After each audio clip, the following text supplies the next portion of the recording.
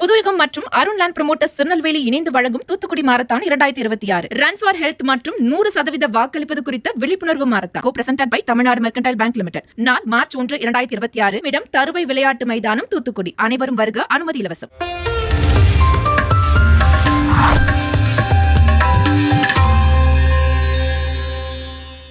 அனைவருக்கும் வணக்கம். பாரம்பரிய திருவள்ளுவர் குல வம்சம் பிரசன்ன ஜோதிடர் சுபமாரிமுத்து திருப்பூர்லேருந்து இந்த பதிவு உங்களுக்காக. இன்றைக்கி பூரட்டாதி நட்சத்திரத்தில் பிறந்திருக்கிறவங்க எந்த தீர்த்தத்தில் குளித்தா நல்லா இருப்பீங்கிறத இந்த பதிவு.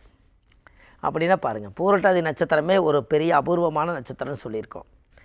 இந்த பூரட்டாதி நட்சத்திரம் குபேரன் பிறந்த நட்சத்திரம். எப்பவுமே பணத்தை தேடிக்கொண்டே போயிட்டுருக்கோம். எப்போ நம்ம பெருசாக வளர்ந்துட முடியும், எப்போ நல்ல பேரு புகழோடு இருக்க முடியும், வாழ்க்கையில் நல்லதே நடக்கட்டுன்னு சொல்லி அந்த ஜாதகத்தில் பார்த்திங்கன்னா அந்த பூரட்டாதி நட்சத்திரம் ரொம்ப அற்புதமான நட்சத்திரம்.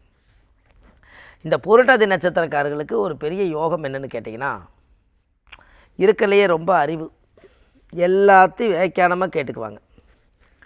கடைசியில் அவர் என்ன முடிவெடுக்கிறாரோ அதைத்தான் செய்வார். முதல்ல நீங்கள் இதை தெரிஞ்சுக்கணும் இல்லையா? எல்லாத்தையும் வியாக்கியானமாக கேட்டுட்டு கடைசியில் அவர் என்ன முடிவெடுக்கிறாரோ அதன் வழியில் தான் போவார். பூரட்டாதி நட்சத்திரம் வந்து கும்பராசியில் பிறப்பாங்க. கும்பம் என்பது காற்று ராசி. நீங்கள் என்ன சொன்னீங்கனாலும் இந்த காதில் வாங்கி இந்த காதில் விட்டுருவாங்க. அவங்களுக்கு என்ன தோணுதோ அதை அப்படியே செய்வாங்க. இதை நீங்கள் செக் பண்ணுங்கள், கரெக்டாக இருக்கான்னு சொல்லுங்கள். அப்படின்னா பாருங்கள், இதெல்லாம் வந்து ஜாதகத்தில் எல்லாமே ரகசியம்தான். அப்போது அந்த பூரட்டாதி நட்சத்திரத்தில் பிறந்தால் அவங்க குரு மகாதிசையில் பிறப்பாங்க. ஒரு பெரிய சிறப்பு என்னென்னா குரு திசை.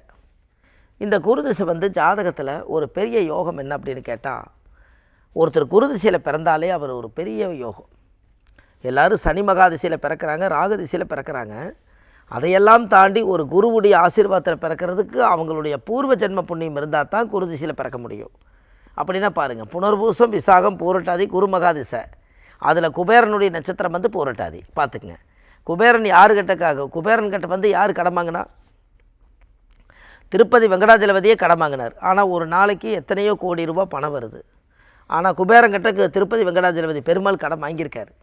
அப்போ கடன் வாங்குகிற அளவுக்கு பூரட்டாதி நட்சத்திரக்காரர்கிட்ட கடன் கொடுக்கறதுக்கு பணம் இருக்குதல்ல. அப்படின்னா என்னங்க? அப்போ இல்லைனாவது பணத்தை சேர்த்து வச்சு என்றைக்குமே சேகரித்து இதை தூக்கி அதில் போட, அதை தூக்கி இதில் போட, எல்லாம் போட்டு கேட்டு கடைசியில் எனக்கு என்ன லாபம்னு அது பார்க்கு. அப்படின்னா பாருங்களேன், இதுதான் பூரட்டாதி. இந்த பூரட்டாதி நட்சத்திரம் வந்து மாம்பழம். அப்படின்னா பாருங்கள், மாம்பழம்னா பாருங்கள், மகம் வந்து மாங்காய், பூரட்டாதி மாம்பழம். அப்படின்னா பாருங்கள், மாம்பழம் பழுத்துருச்சுன்னா பூரட்டாதி, பழுக்கலினா மாங்காய் வந்து மகம். மக நட்சத்திரத்துக்காருக்கு மாங்காய், பூரட்டாதி நட்சத்திரத்துக்கு மாம்பழம். அப்படின்னா பாருங்கள், அதனால் அந்த மாம்பழமாக இருக்கிறனால மாந்தலையில் இருக்கக்கூடிய பூக்கள் முன்னாடி இருக்கும், இலைக்கு முன்னாடி பூவு இருக்கும். அந்த பூவை தண்ணீரை கொண்டு போட்டு பன்னீரை கொஞ்சம் ஊற்றி சந்தனம், திருநூறு, ஜவ்வாது, பன்னீர் எல்லாம் ஊற்றி கலக்கி ஒரு குடம் தீர்த்தம் எடுத்துகிட்டு போய் தினந்தோறும் காலையில் சூரிய நமஸ்காரம் செய்துட்டு நீங்கள் தலைவலியாக அந்த தீர்த்தத்தை எடுத்து காலையில் எப்பவும் போல் குளிச்சுட்டு கடைசியாக அந்த தீர்த்தம் எடுத்து ஊற்றிட்டிங்கன்னா அந்த உடம்புல அப்படியே நறுமணமாக இருக்குது. அப்படி செஞ்சு பாருங்கள், பூரட்டாதி நட்சத்திரக்காரர் பிரம்மாண்டமாக இருப்பாங்க. இதெல்லாம் மாந்தலையுடைய சக்தி என்னென்னா, வீட்டுக்கு ஒரு விசேஷம் நடக்குது, ஒரு சுப நிகழ்ச்சி நடக்குதுன்னா முதல் வீட்டில் மாந்தலை கட்டுவாங்க. அப்படின்னா பாருங்கள், மாந்தலை கட்டுவாங்கன்னு உங்களுக்கு ஒன்று தெரியுமா? டெய்லி தினந்தோறுமே பூரட்டாதி நட்சத்திரம் கும்பராசி இல்லையா, எதுவுமே வேண்டாங்க. ஒரே ஒரு தேங்காயை கடையில் நீங்கள் வாங்குறீங்க, இந்த தேங்காயை சுத்தமாக கழுவிட்டு ஒரே ஒரு கும்பம் கடையில் போய் ஒரு பித்தாளை கும்பம் ஒன்று வாங்கி அதில் பன்னீர் 1 லிட்டர் ஊற்றி இந்த மாந்தலை வந்து பூரட்டாதி நட்சத்திரத்துக்கு மாம்பழம்னு சொல்கிறனால மாம்பழத்தோட மாந்தலையை வச்சு கொஞ்சம் திருநூறு, சந்தன, குங்குமம் போட்டு ஒரு தேங்காய் தூக்கி வச்சு குபேர கலசமாக வச்சு நீங்கள் கும்பிடுங்க. அன்னையிலேருந்து உங்களுக்கு ஒரு நல்ல மாற்றம் பிறக்கும். என்றைக்குமே மாந்தலை வாடிருச்சுன்னா மறுபடியும் அந்த மாந்தலை ஒரு வாரத்துக்கு அப்புறம் மறுபடியும் மாந்தலை மட்டும் மாற்றிடுங்க. அந்த 1 லிட்டர் பன்னீர் அதுக்குள்ளே இருக்கட்டும். ஒரு இறை ஆற்றல் சக்தி அதில் வந்து இறங்கிருங்க. அப்போது ஒரு வச்சதுலேருந்து ஒரு 30 நாள் கிளம்பிச்சு அந்த பன்னீருடைய தீர்த்தம் எடுத்து எல்லா வீடு பூரா தெளித்து விட்டால் குபேரன் வந்து வாசம் செய்ததுக்கு சமம். நல்ல ஒரு நறுமணம் இருக்கும். அப்போ அடுத்த நாள் மறுபடியும் 30 நாளுக்கு அப்புறம் அதே கும்பத்தில் வந்து கொஞ்சம் தண்ணி ஊற்றி கழுவிட்டு மறுபடியும் 1 லிட்டர் பன்னீர் ஊற்றி வச்சு மாந்தளை வச்சு தேங்காய் வச்சு டெய்லி வழிபாடு பண்ணுங்கள். இது யார் செய்யணும்? பூரட்டாதி நட்சத்திரத்தில் கும்பராசியில் பிறந்திருக்கிறவங்க, குபேரனுடைய நட்சத்திரம். மீனராசியாக இருந்தாலும் நீங்கள் செய்யலாம், ஆனால் பூரட்டாதி நட்சத்திரமாக இருக்கணும். இதை தினந்தோறும் வீட்டில் ஒரு கும்ப கலசம் இருந்தால் அவர் குபேரன் ஆயிடுவார். குபேரன் ஆயிடுவார்னு என்னங்க, நம்ம சக்திக்கு குபேரன் ஆகும். அதை நம்ம தெரிஞ்சுக்கணுமில்ல. நம்ம ஏழை வயிற்றில் பிறந்திருப்போம், குபேரனுக்கு நம்ம ஆசைப்பட வேண்டாம். 1000 ரூபா சம்பாதிக்கிற இடத்துல 2000 ரூபா வருமானம் வந்தால் எனக்கு லாபம்னு சொல்லி எடுத்து வைக்கிறீங்க, அதுதான் குபேரன். விரலுக்கு தகுந்த வீக்கம். நாம் ஒரு டீ கடை தான் வச்சுருப்போம், நம்ம குபேரன் ஆக முடியுமான்னு கேட்டால் டீ கடையில் என்ன வருமானமோ அதில் 10 டீ எச்சா ஓடும். அதுதானே, அந்த 10 டீயாவது எச்சா ஓடாமல் 10 டீ நஷ்டத்தில் ஓடிச்சுன்னா தானே பிரச்சனை. அப்படின்னா பாருங்கள், உங்களுக்கு பிரச்சனை இல்லைன்னா கடவுளுக்கு அர்ச்சனை இல்லை. நீங்கள் டெய்லி போய் கடவுள்கிட்ட வேண்டுறதே நம்ம பிரச்சனை தீர்க்கறதுக்காகத்தான். அப்போ உங்களுக்கு பிரச்சனை இல்லைன்னா கடவுளுக்கே அர்ச்சனை இல்லையா? புண்ணியம் செய்வதற்கே புண்ணியம் செய்திருக்க வேண்டும். தருமங்கள் செய்ய செய்ய கருமங்கள் குறையுமா? தீரும்னு எந்த புத்தகத்திலே இல்லை. அப்படின்னா பாருங்கள், எல்லா முன்னோர்கள் இதை சொல்லி வச்சுருக்காங்க. இது வாழ்க்கையில் எவ்வளோ பெரிய அற்புதமான விஷயம் நீங்கள் சொல்லுங்கள். இதெல்லாம் புண்ணியமே ஒரு பெரிய காரியம் தான். அதனால தான் வந்து பூரட்டாதி நட்சத்திரம் குபேரனுடைய நட்சத்திரம். அவர் நொறுக்கு தீனி எது சாப்பிட மாட்டார். ஏதாவது முறுக்க கொடுங்க, மிச்சர் கொடுங்க, சாப்பிட மாட்டார். கொடுத்து பாருங்களேன், எனக்கு வேண்டாங்க, நான் இப்போ தான் சாப்பிட்டேன் அப்படிம்பார். ஒரு டீ கடையில் போய் நம்ம டீ நிறுத்தலாம்னா, இல்லை வேண்டாங்க, இன்னும் கொஞ்சம் தூரத்தில் போயிடலாம், விடுங்க, நம்ம வீட்டுக்கே போயிடலாம் பாரு. ஏன்னா அவ்வளவு சீக்கிரமாக உணவை எடுக்காது.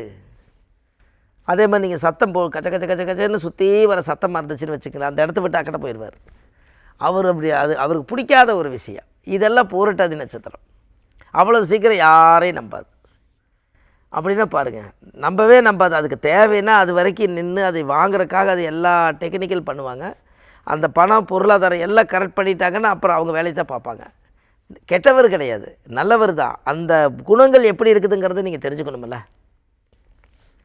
இதுதான் அந்த பூரட்டாதி நட்சத்திரம். அப்போ பூரட்டாதி நட்சத்திரம் குபேரனாக இருந்துச்சுனால், அப்போ கண்டிப்பாக ஒரு குபேரனுடைய ஒரு படத்தை வச்சு ஒரு விளக்கு போட்டு சாமி கும்பிட்றதும், அந்த கும்ப கலசத்துக்குள்ளே ஒரு மாந்தலை வச்சு ஒரு தேங்காய் வச்சு ஒரு பொட்டு சந்தனை வச்சு பூஜை பண்ணுறதும் நல்ல விஷயந்தானே.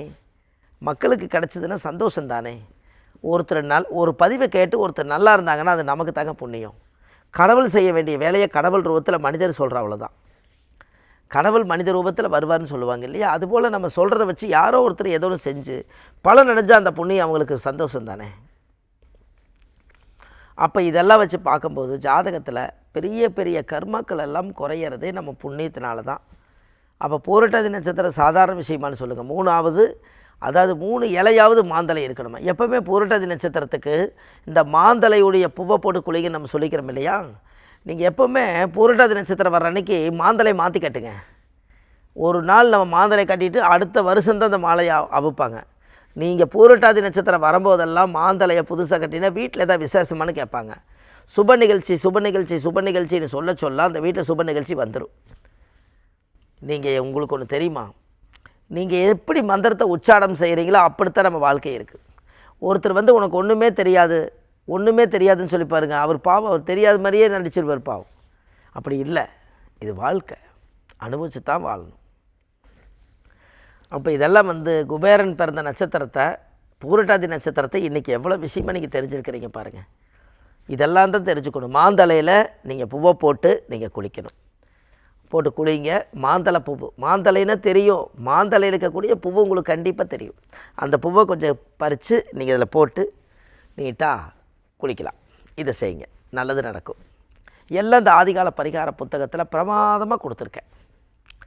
இந்த ஆதிகால பரிகார புத்தகத்தில் 1736 பரிகாரம் அப்படின்னா பாருங்கள், எல்லாம் A4 சைஸு.